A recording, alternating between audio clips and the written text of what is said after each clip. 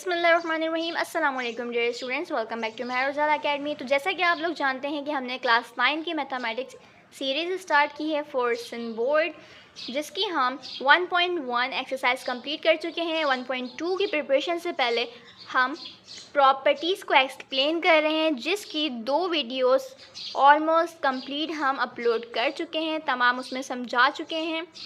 मैं आपको दोबारा रिकॉल करवा देती हूँ। Properties of real numbers with respect to addition की कंप्लीट वीडियो आपको डिस्क्रिप्शन में मिल जाएगी, और विद रिस्पेक्ट टू मल्टीप्लिकेशन भी आपको डिस्क्रिप्शन में मिल जाएगी। इस वीडियो को देखने से पहले आप वो 2 वीडियोस लाजमी देखें, तभी आप इस वीडियो को समझ सकेंगे। और ये तीनों ही पार्ट्स हमारी 1.2 एक्सरसाइज के लिए बहुत इंपॉर्टेंट है, क्योंकि इन तीनों ही में हमने जाना है कि प्रॉपर्टीज़ कौन कौन सी होती हैं, क्या होती हैं, और हम उन्हें सॉल्व कैसे करते हैं, ताकि हमारी 1.2 एक्सरसाइज हमारे लिए सॉल्व करना आसान हो जाए। तो अपनी इस वीडियो को हम स्टार्ट करते हैं, जो कि है properties of real numbers in equalities. तो इसकी सबसे पहली जो हेडिंग है, सबसे पहली जो प्रॉपर्टी है, वो है ट्रांजिटिव प्रॉपर्टी। अच्छा, ट्रांजिटिव प्रॉपर्टी से पहले मैं आपको इनइक्वालिटीज़ का मतलब बता दूं कि इनइक्वालिटीज़ का मतलब क्या है। हम इक्वल्स टू के साइन की जगह क्या यूज़ करते हैं, कौन सा साइन यूज़ करते हैं? Greater than and smaller than.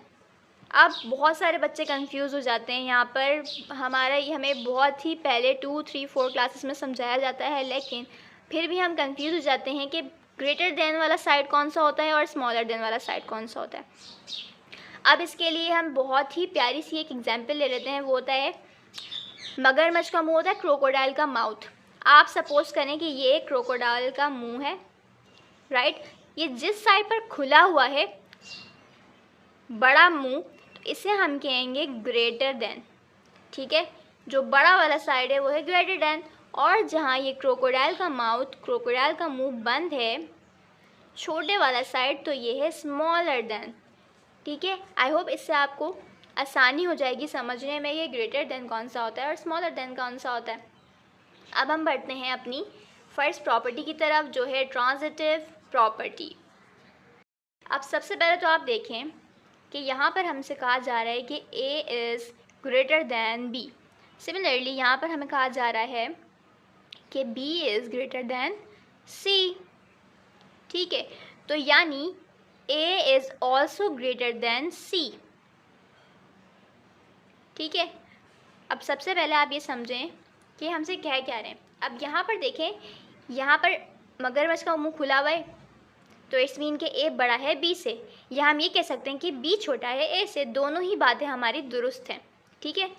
अब यहाँ पर देखें, कह रहे हैं कि B बड़ा है C से, या फिर C छोटा है B से, ठीक है। हम इसे एग्जाम्पल के साथ समझते हैं ताकि आपको ये समझने में और ज़्यादा आसानी हो जाए। इसे आपने ध्यान से समझना है, क्योंकि ये बहुत ज़्यादा हमारे काम आने वाली है। अब देखें, हम कंसीडर कर लेते हैं A को यहाँ पे 4, और 4 इज़ ग्रेटर दैन, अब ग्रेटर है 4, इट्स मीन कि 4 से छोटा नंबर लिखना है, तो 4 से छोटा 3, 2, 1 कुछ भी लिख सकते हैं। मैं यहाँ पर लिख देती हूँ 3। सिमिलरली B को कंसीडर कर लेते हैं 3, जो कि हमारे पास यहाँ था अभी, विच इज़ ग्रेटर दैन C। अब C यानी 3 से भी छोटा, 2, 1 कुछ भी लिख सकते हैं। हम यहाँ पे 2 लिख देते हैं हम। तो अब समझें, A is greater than B, B is greater then C, यानी कि A को हमने कंसीडर किया 4, B को कंसीडर किया 3, B को कंसीडर किया था 3 एंड C को कंसीडर किया था 2। यानी जब 4 3 से बड़ा है और 3 2 से भी बड़ा है, तो ऑटोमेटिकली A C से बड़ा हो गया, यानी 4 विच इज़ ग्रेटर दैन 2 ऑटोमेटिकली। समझ आई यहाँ तक आपको? अब इसी को इन्वर्स में देखते हैं कैसे। A is smaller than B and B is also smaller than C। A को कंसीडर कर लिया हमने 4 is smaller then 5 and B यानी इसको हमने 5 किया था, which is also smaller than 6। तो automatically A is smaller then C also, यानी 4 is smaller then C also. इसे आपने ध्यान से समझना है, ये हमारी प्रॉपर्टी बहुत ज़्यादा काम आने वाली है।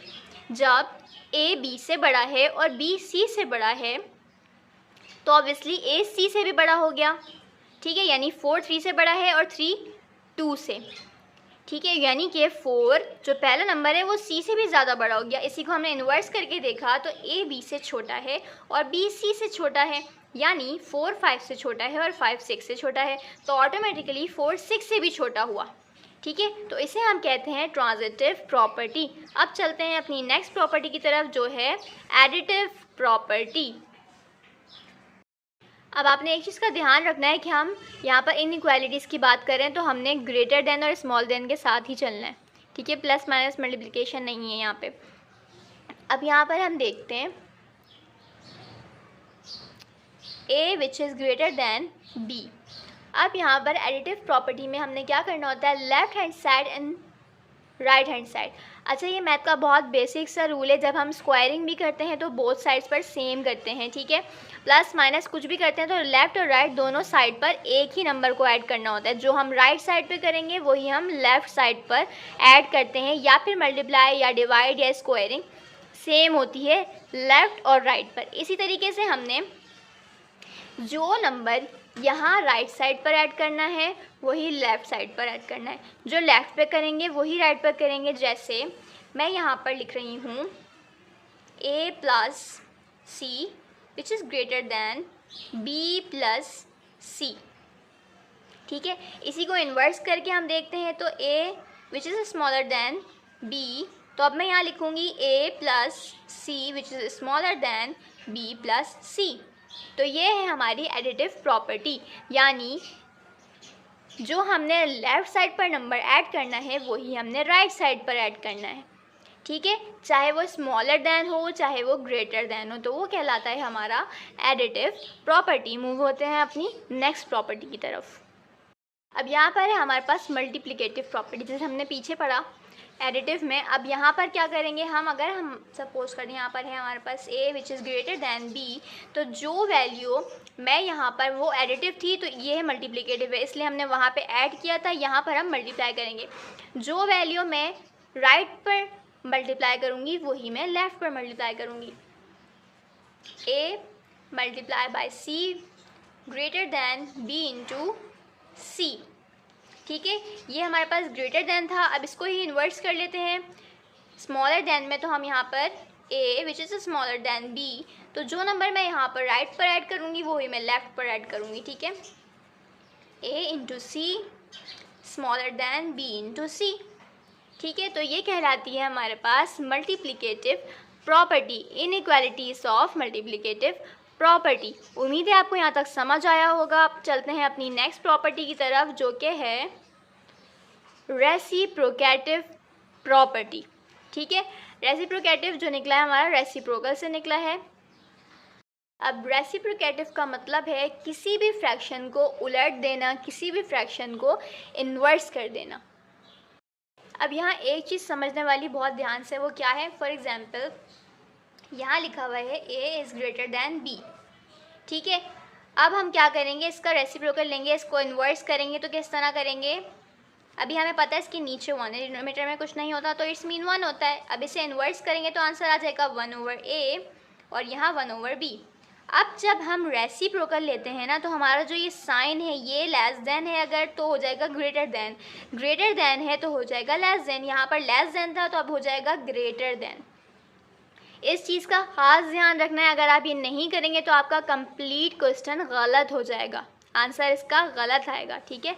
अब इसी तरीके से हम इसको इन्वर्स करके चेक करते हैं। सिमिलरली यहाँ पर लिखा हुआ है मेरे पास 1/a which is greater then 1/b, ठीक है। अब इसी को इन्वर्स करेंगे तो इसका इन्वर्स क्या होगा, a/b और b/1। नीचे हमें लिखने की ज़रूरत नहीं होती डिनोमिनेटर। अब यहाँ पर जब हमने रेसिप्रोकल लिया तो अब इसका जो साइन है ये ग्रेटर दैन है, ये चेंज हो जाएगा स्मॉलर दैन में, ठीक है। ये साइन मोस्ट इम्पॉर्टेंट है, इसको आपने ध्यान से चेंज करना है। अगर आप इसे चेंज नहीं करते तो क्वेश्चन कम्प्लीटली रॉन्ग हो जाएगा, गलत हो जाएगा। तो आई होप आपको ये तमाम प्रॉपर्टीज़ अच्छी तरीके से समझ में आ गई होंगी, क्लियर हो गई होंगी, इनका कॉन्सेप्ट समझ में आ गया होगा। इससे पहले पीछे 2 वीडियोस थी जो कि with respect to addition, with respect to multiplication थी। इन सब तमाम ही वीडियोस का आपको डिस्क्रिप्शन में लिंक मिल जाएगा इंशाल्लाह। इसके बाद नेक्स्ट वीडियो जो होगी वो 1.2 एक्सरसाइज हम स्टार्ट कर रहे हैं। तो आई होप आपको ये वीडियो पसंद आई होगी, आपके लिए हेल्पफुल होगी, इन्फॉर्मेटिव होगी। तो मिलते हैं नेक्स्ट वीडियो के साथ विच इज़ एक्सरसाइज 1.2। तब तक के लिए अल्लाह हाफ़िज़।